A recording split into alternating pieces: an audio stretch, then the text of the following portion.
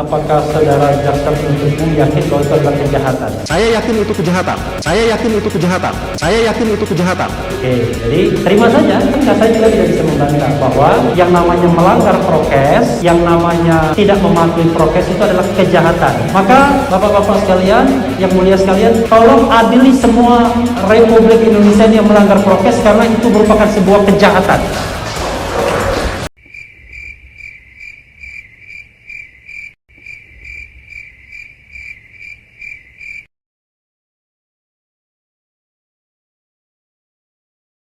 Bismillahirrahmanirrahim. Bismillahirrahmanirrahim.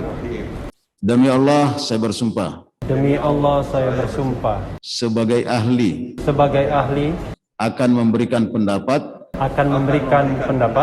sesuai dengan pengetahuan yang saya miliki dengan sebaik-baiknya.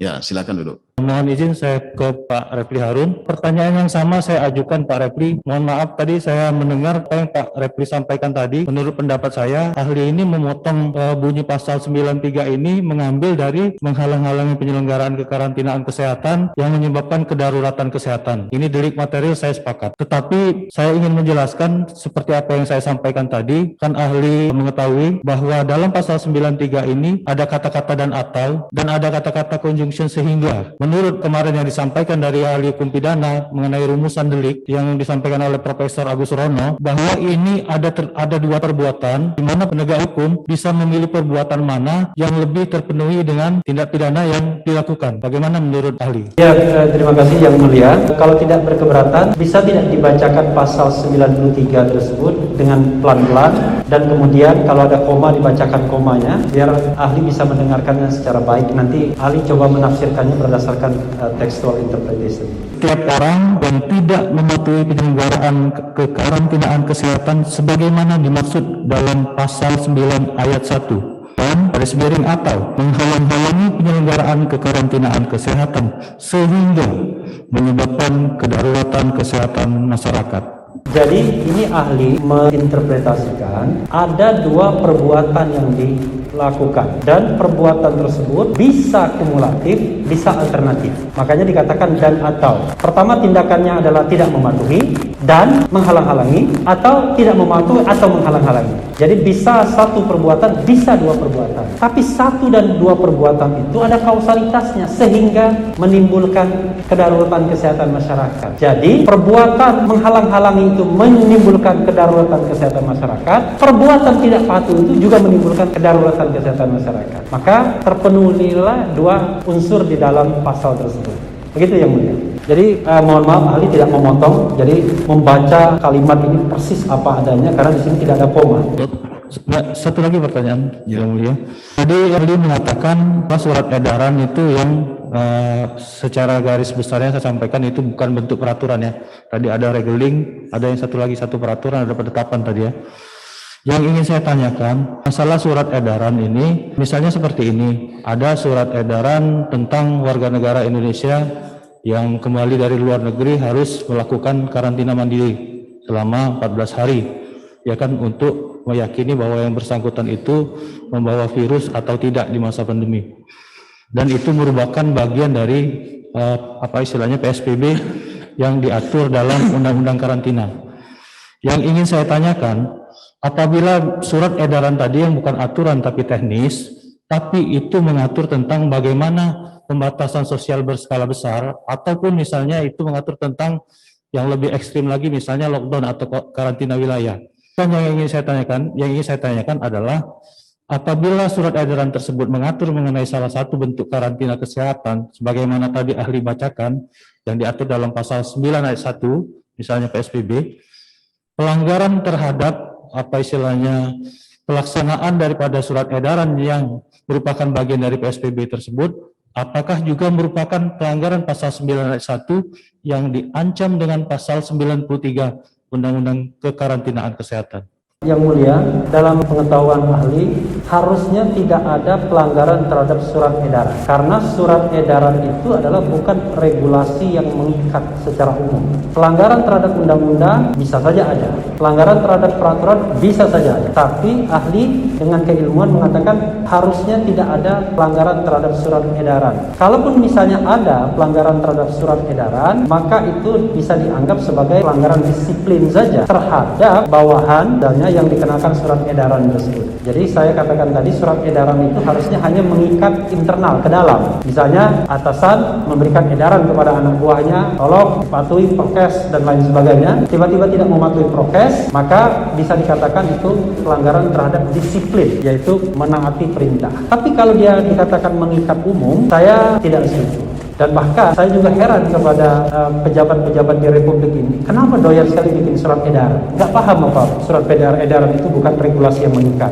Jadi sebaliknya apa? Ya bikin aturan. Kalau melarang mudik, bikin peraturan pelarangan mudik. Kalau misalnya mau kegiatan apa, jam malam, bikin aturan tentang pelarangan jam malam dan lain sebagainya. Jangan bikin surat edaran. Makanya kadang-kadang ada surat edaran Menteri Dalam Negeri, surat edaran Gubernur, surat edaran ini, itu, dan lain sebagainya, yang kadang-kadang juga tumpang tindih dengan kewenangan institusi atau badan lain. Itu yang mulia. Mungkin saya sederhanakan ahli pertanyaan saya tadi, terlalu panjang ahli jawabnya. Bahwa teknis misalnya orang harus dikarantina 14 hari ya, itu sudah disebutkan dalam surat edaran tersebut merupakan pelaksanaan daripada PSBB, misalnya di DKI yang sedang PSBB. Apakah pelanggaran PSBB tersebut yang merupakan pelanggaran pasal 9 ayat 1 dapat diancam dengan pidana pasal 93 tadi? Iya, yang mulia. Kalaupun ada pelanggaran, maka pelanggaran tersebut haruslah pelanggaran terhadap peraturan. Apakah itu undang-undang, apakah itu perpu, apakah itu peraturan pemerintah, peraturan menteri, atau peraturan satgas dan lain sebagainya. Yang penting peraturan. Karena itu jangan kaitkan dengan surat edaran. Sekali lagi, jangan kaitkan dengan surat edaran. Nggak ada kaitannya dengan surat edaran kalau kita mau tertib hukum, berdisiplin hukum. Begitu. Pada ahli Refli Harun, satu aja Pak ya. Di dalam tata urutan peraturan perundang-undangan sebagaimana diatur di Undang-Undang 12 tahun 2011 ya Pak ya. Ada tadi sudah Bapak jelaskan, ahli jelaskan sesuai pertanyaan penasihat hukum, urutannya Undang-Undang 45, TAP MPR, Undang-Undang atau Perpu, PP, Perpres, Perda Provinsi dan Perda Kabupaten Kota. Kemudian dilanjutkan dengan pasal 15 dalam undang-undang yang sama. Sana dikatakan materi muatan ketentuan pidana hanya dapat dimuat dalam undang-undang, Perda Provinsi atau Perda Kabupaten Kota. Bagaimana pendapat ahli tentang pasal 15 ini? Apakah boleh peraturan perundang-undangan lain yang memuat tentang ketentuan pidana? Ya, kenapa ketentuan pidana itu hanya bisa dibuat di 3 produk itu, undang-undang, Perda Provinsi, dan Perda Kabupaten Kota? Karena ini terkait dengan teori representasi. Jadi ketiga produk hukum tersebut adalah produk hukum yang concerned by the people, harus dengan persetujuan rakyat karena mengandung hukuman, baik itu hukuman badan maupun hukuman yang lain. Karena itu tidak boleh hanya satu cabang kekuasaan saja yang membuat hukuman seperti itu, tetapi tentu gradasinya berbeda. Perda tidak boleh memuat hukuman yang melebihi 6 bulan misalnya, atau denda yang terlalu berlebih-lebihan, karena levelnya hanya Perda Provinsi atau Perda Kabupaten Kota. Tapi sekali lagi ini mengangkat level perda, bahwa perda itu memang aturan yang dibuat tidak hanya karena kepala daerah tapi persetujuan rakyat. Jadi kita mengenal joint power dalam pembentukan peraturan perundang-undangan. Di level pusat itu adalah undang-undang, kemudian di level provinsi itu Perda Provinsi, di level kabupaten kota itu adalah Perda Kabupaten Kota. Dan ke dalam 3 peraturan inilah sanksi pidana atau ketentuan pidana boleh dimuat dengan kadarnya masing-masing. Saya tadi pada saat dokter menerangkan penjelasan pendapat-pendapat di dalam keterangannya, ada beberapa catatan. Salah satunya dokter mengatakan bahwa coronavirus sebagai suatu jenis penyakit yang menimbulkan kedaruratan kesehatan nasional. Coba ahli bisa menerangkan bagaimana pandangan ahli terkait itu. Iya, yang mulia, saya sekaligus untuk bencana nasional, maaf saya ulangi.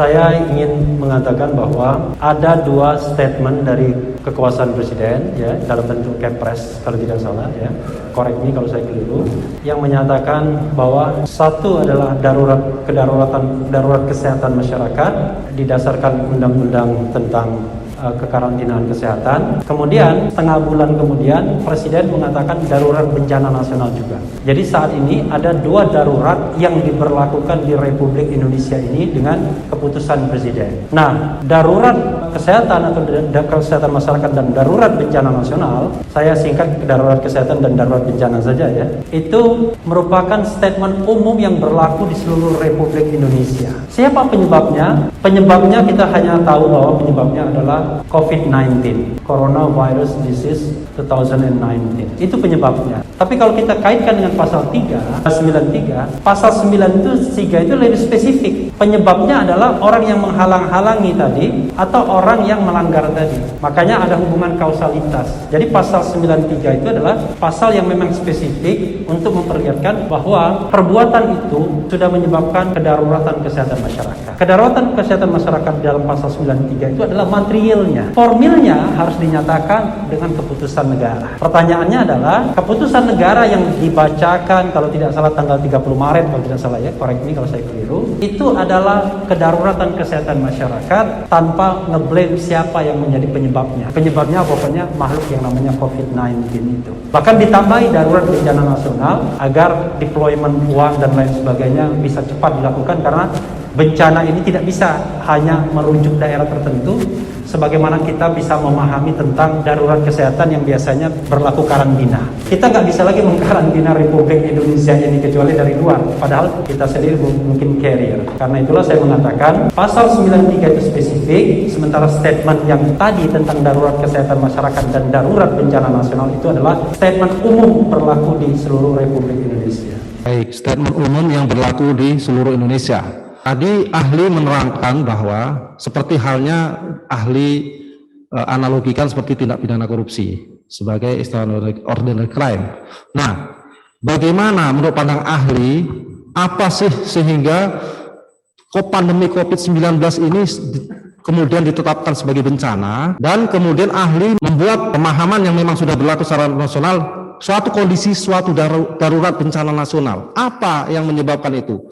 Sedemikian apa sehingga harus kemudian ini dikatakan darurat bencana?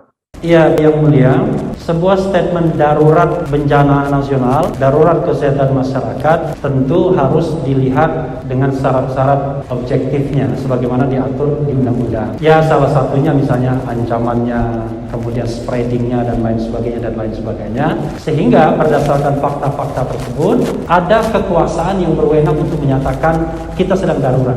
Nah, dalam keadaan darurat itu memang kenapa perlu ada statement darurat? Karena dalam kondisi darurat hukum-hukum normal itu bisa dikesampingkan terlebih dulu.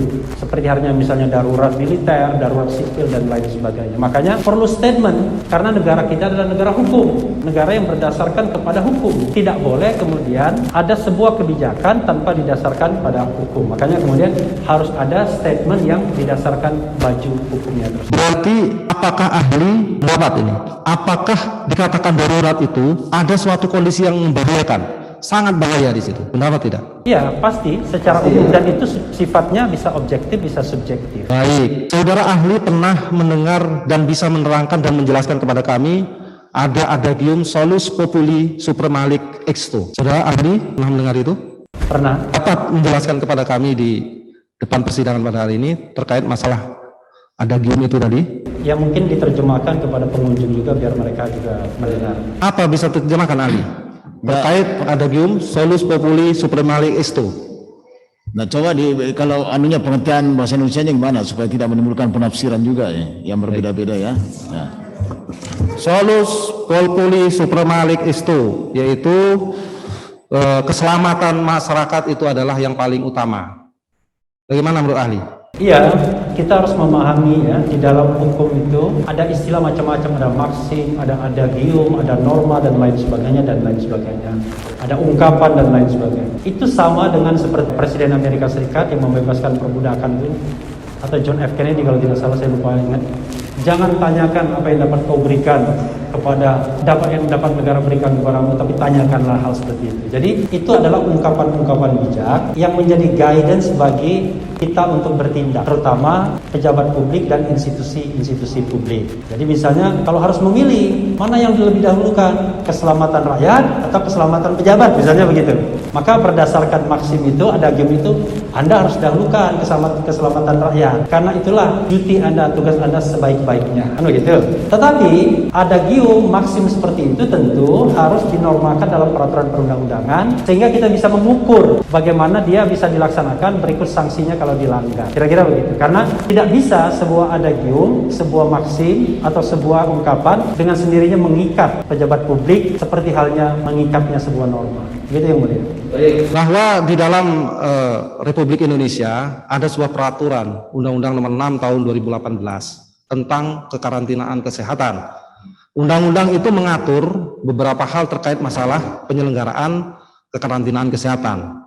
Selain itu ada ketentuan sanksi pidana apabila melanggar kekarantinaan kesehatan tadi, sebagaimana yang disebut dalam pasal 93. Nah, apakah sanksi pidana yang ada di dalam undang-undang tadi, termasuk undang-undang wabah dan sebagainya, adalah merupakan bagian salah satu ruhnya adalah bagaimana upaya pemerintah untuk menegakkan adagium tadi, untuk menyelamatkan keselamatan masyarakat. Bagaimana menurut pandangan ahli? Kalau kita lihat pasal 93 dengan umum, saya sudah mengatakan ya yang mulia bahwa pastilah pembentuk undang-undang ini tidak berpikir bahwa yang namanya kekarantinaan kesehatan ini adalah seluruh republik ini. Yang mereka bayangkan itu adalah ada satu daerah lalu diadakan karantina, ada orang yang melanggar di situ, ada yang tidak patuh. Karena dia tidak patuh dan dia melanggar, muncullah kedaruratan kesehatan. Jadi darurat kita. Kenapa? Karena spreadingnya makin luas, karena dia tidak patuh. Disuruh di rumah, dia keluar. Tapi kita tahu bahwa kedaruratan kesehatan masyarakat yang dinyatakan oleh Presiden melalui Kepres ini, itu selain faktual juga antisipatif. Agar segala daya upaya itu bisa dilakukan untuk mengatasi pandemi COVID ini. Dan pastinya bukan mudah. Makanya kita berdebat, kenapa misalnya kok yang diambil PSBB, pembatasan sosial berskala besar. Kenapa tidak karantina wilayah? Kenapa tidak karantina rumah? Karena semua pilihan itu membawa konsekuensi masing-masing. Salah satu konsekuensinya kalau ada karantina rumah atau karantina wilayah, maka negara harus menyediakan kebutuhan pokok, bahkan hewan ternak, hewan peliharaan masyarakat di situ. Bayangkan nggak kalau yang dikarantina itu sebuah provinsi, tapi kalau yang dikarantina itu hanya sebuah rumah, maka mudah sekali memberikan makan kepada mereka agar mereka tidak berpergian kemana-mana. Nah ini yang sebenarnya tidak diantisipasi oleh pembentuk undang-undang. Karena itu pasal 93 itu masih dalam rangka kasus yang spesifik. Jadi ada orang yang melanggar, ada orang yang tidak patuh, muncullah kedaruratan karena ternyata gara-gara dia spreading tinggi dan lain sebagainya dan lain sebagainya. Dalam kasus COVID-19 ini, sebelum adanya kerumunan pun sudah terjadi kedaruratan itu dan sudah dinyatakan oleh Presiden. Jadi bukan penyebabnya kerumunan itu sehingga berlaku pasal 93, tapi kedaruratan tersebut adalah sesuatu yang dinyatakan sendiri oleh Presiden dan tidak melihat siapa pelakunya, tapi hanya melihat bahwa ada virus yang namanya COVID-19. Begitu ya, mulia. Baik, tadi telah dijelaskan bahwa ahli mengatakan bahwa kejahatan yang ketentuan sanksi yang ada di dalam pasal 93 adalah termasuk dalam pengertian pelanggaran. Apakah demikian? Iya, menurut pengetahuan. Baik. Dari mana dasar ahli mengatakan bahwa ketentuan pasal 93 itu adalah merupakan suatu pelanggaran? Coba terangkan ahli dalam perspektif hukumnya. Yang mulia, di sini ahli dipanggil berdasarkan keahlian dan tentu reputasi yang dipercaya oleh majelis hakim, sehingga apa yang ahli katakan tentu didasarkan pada pembelajaran selama ini, teori-teori yang selama ini. Bahwa kalau kita belajar hukum itu tidak hanya cukup membaca undang-undang, tapi kita tahu harus azasnya, prakteknya, perbandingannya dan lain sebagainya dan lain sebagainya. Dan itu sudah menjadi pengetahuan umum di dalam hukum pidana yang kita juga pelajari sebagai mahasiswa hukum. Ada yang namanya kejahatan, ada yang namanya pelanggaran. Dan kalau kita bicara kejahatan, maka umumnya kejahatan itu rata-rata diatur di dalam kitab undang-undang hukum pidana. Ada juga ketentuan-ketentuan di luar hukum pidana, kitab undang-undang hukum pidana, yang biasanya memang core bisnisnya di sana. Misalnya undang-undang tentang pemberantasan tindak pidana terorisme. Itu undang-undang tentang pidana. Undang-undang tentang pemberantasan tindak pidana korupsi, itu pasti pidana perspektifnya. Tapi kalau ada undang-undang kekarantinaan kesehatan masyarakat, pasti bukan hukum pidana. Bukan undang-undang yang mengatur mengatur core bisnisnya masalah pidana. Tapi ini adalah masalah bagaimana mengatasi kesehatan masyarakat yang berarti bisa kita golongkan sebagai hukum administrasi. Nah, tetapi kita tahu bahwa untuk tegaknya hukum administrasi itu kadang-kadang dibutuhkan sanksi pidana. Makanya di dalam hukum administrasi pun ada sanksi pidananya. Tetapi sanksi pidana itu bukan main job, bukan main business dari undang-undang itu. Undang-undang itu bertujuan untuk bagaimana mengatasi penyakit pandemi, kesehatan masyarakat, bukan ditujukan untuk menghukum masyarakat yang melanggar pandemi. Beda sama pemberantasan korupsi, memang dimaksudkan untuk menghukum orang yang melakukan tindak pidana korupsi atau terorisme. Jelas bedanya? Tadi ahli menerangkan bahwa di dalam kitab undang-undang pidana ada pembedaan tentang kejahatan dan pelanggaran. Jika demikian, kita ketahui bersama di dalam kitab undang-undang pidana adalah terdiri dari 3 buku. Bab 1 tentang ketentuan umum, bab 2 tentang kejahatan, dan bab 3 tentang pelanggaran. Artinya pelanggaran di sini diatur tersendiri dari bab kejahatan. Nah, terkait dengan hal itu, saya ingin meminta pendapat Pak ahli, apakah di dalam pasal 93 itu ada yang kemudian menetapkan suatu ketentuan yang menetapkan bahwa pasal-pasal ketentuan pidana yang ada di dalam, terutama pasal 93 itu adalah merupakan masuk dalam bab pelanggaran atau sebagai suatu bentuk pelanggaran. Ya, kalau begitu saya balik, apakah saudara jaksa penuntut umum yakin bahwa itu adalah kejahatan? Saya yakin itu kejahatan. Oke, jadi terima saja. Saya juga tidak bisa membantah bahwa yang namanya melanggar prokes, yang namanya tidak mematuhi prokes itu adalah kejahatan. Maka Bapak-bapak sekalian, yang mulia sekalian, tolong adili semua Republik Indonesia yang melanggar prokes karena itu merupakan sebuah kejahatan.